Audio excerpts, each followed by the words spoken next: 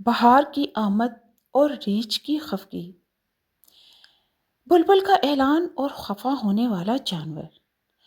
سردیوں کی آخری سانسیں چل رہی تھیں، ہوا میں ابھی تک برف کی ٹھنڈک باقی تھی، درختوں کی شاخیں بغیر پتوں کے رہ گئی تھیں اور زمین پر سوکھے پتوں کی خاموش چادر بچھی ہوئی تھی۔ سورج دن میں نکلتا ضرور تھا، مگر اس کی کرنوں میں وہ گرمی نہیں تھی جو دلوں کو جگا سکے۔ جنگل جیسے گہری نیند میں تھا، پرندے خاموش، ندی کا پانی سست اور جانور اپنے اپنے بلوں میں دبکے ہوئے تھے۔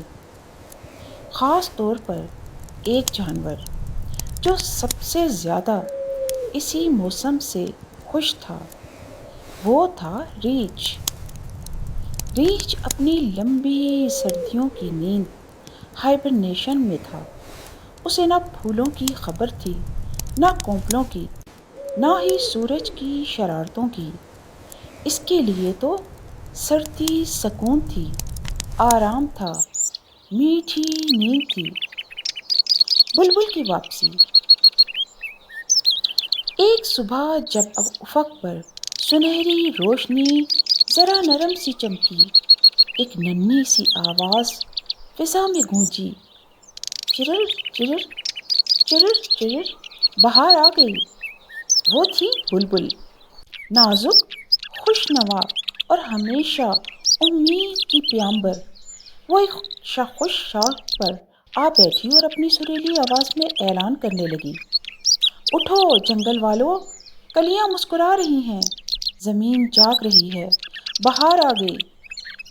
اس کی آواز میں ایسا جادو تھا کہ سوئے ہوئے درختوں میں بھی جیسے جان آ گئی۔ بہار سے پہلے کا منظر۔ بلبل کے اعلان سے کچھ دن پہلے ہوا میں کوہر تھا، جھیل کے کنارے برف جمی تھی۔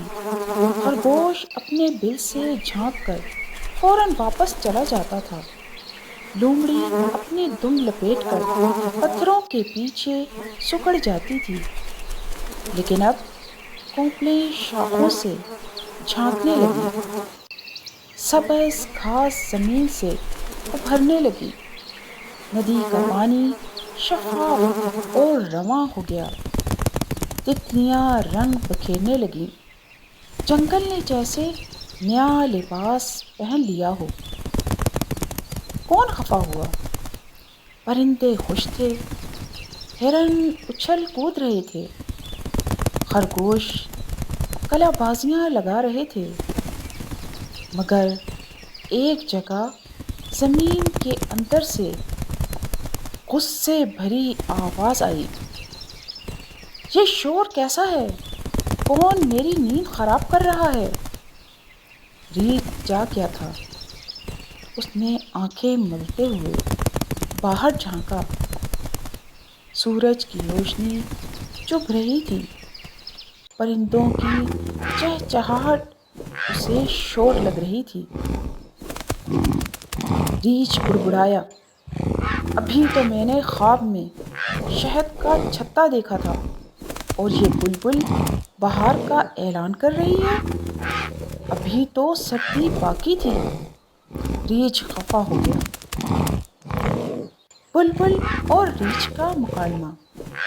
بلبل نرمی سے اس کے قریب آئی اور بولی، اے جنگل کے بادشاہ، بہار خوشی لاتی ہے، پھول لاتی ہے، شہد لاتی ہے، کیا تمہیں شہد پسند نہیں؟ ریچھ نے ناک سکوڑی، پسند ہے، مگر میری نیند بھی تو بہت پیاری ہے۔ بلبل مسکرائی، ہر موسم کی اپنی باری ہوتی ہے، تم نے سردی کا سکون لیا، اب بہار کی مٹھاس لو۔ ریچھ نے ارد گرد دیکھا، درختوں پر نئی کونپلیں تھیں، شہد کی مکھیوں کی بھن بھناہٹ سنائی دے رہی تھی، ہوا میں خوشبو تھی۔ وہ ذرا سا پگھلا کچھ دیر بعد ریچھ نے ایک گہری سانس لی اور کہا، بلبل، شاید تم ٹھیک ہی کہتی ہو، اگر بہار نہ آئے تو شہد کہاں سے آئے گا؟ بلبل نے خوشی سے پر پھڑپھڑائے اور اپنی دھن چھیڑ دی۔ ریچھ آہستہ آہستہ بل سے باہر نکلا اور بہار کے سورج میں بیٹھ گیا۔ جنگل میں خوشی کی لہر دوڑ گئی۔ ہر تبدیلی ابتدا میں اچھی نہیں لگتی، مگر اس میں بھلائی چھپی ہوتی ہے۔ زندگی میں ہر موسم کی اپنی اہمیت ہے۔ جو جاگ کر وقت کے ساتھ چلتا ہے وہی خوشی پاتا ہے۔ یہ سبق انسانوں کے لیے نہیں، جانوروں اور پرندوں کے لیے بھی ہے۔ یقیناً آپ کو میری یہ کہانی بہت پسند آئی ہوگی جو بہار سے متعلق تھی۔ میرے چینل کو سبسکرائب کیجیے اور لائک کیجیے تاکہ آئندہ بھی آپ کو ایسی اچھی کہانیاں سننے دیکھنے کو ملے۔ شکریہ۔